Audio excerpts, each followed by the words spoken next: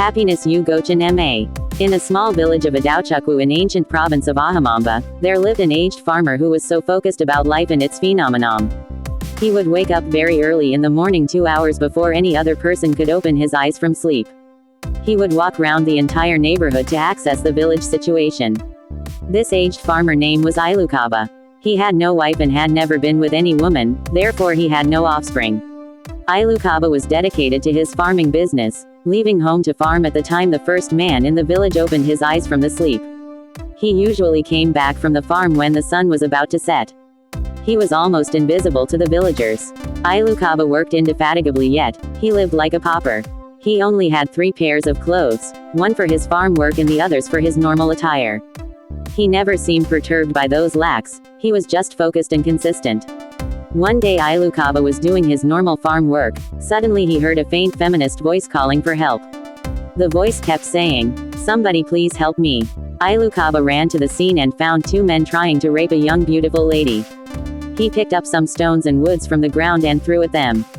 The men ran away and left the lady there with her clothes torn. Ugochenma quickly ran to a plantain tree and cut down its leaves to cover the young lady.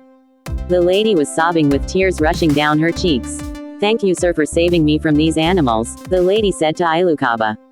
"Have they had their way with you?" Ugochenma asked. "No, sir. They were almost there. When I knew I couldn't resist anymore, I decided to shout for help. Thank God he sent his angel to save me from these 2 demons," the lady expressed gratitude.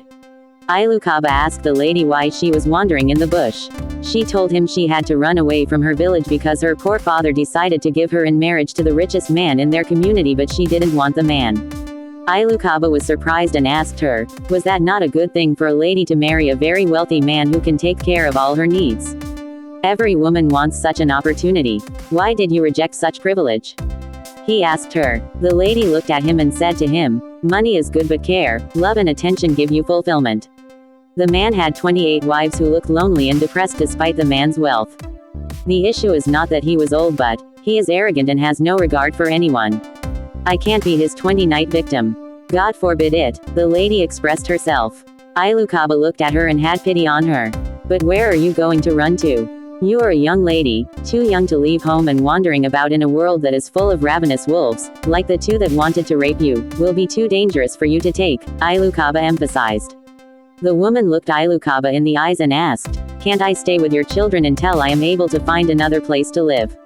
I won't be offended if it is no, already God has used you as my rescuer."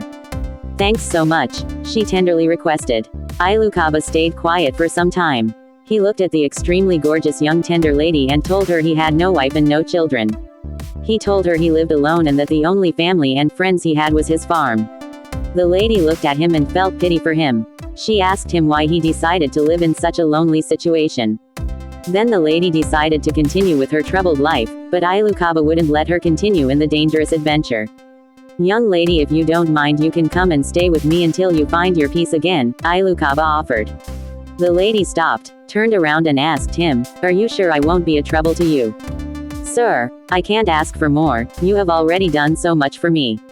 I am grateful, let me be going, I will find a respite. I insist that you come and stay with me. You can't endanger your life by going to an unknown destination.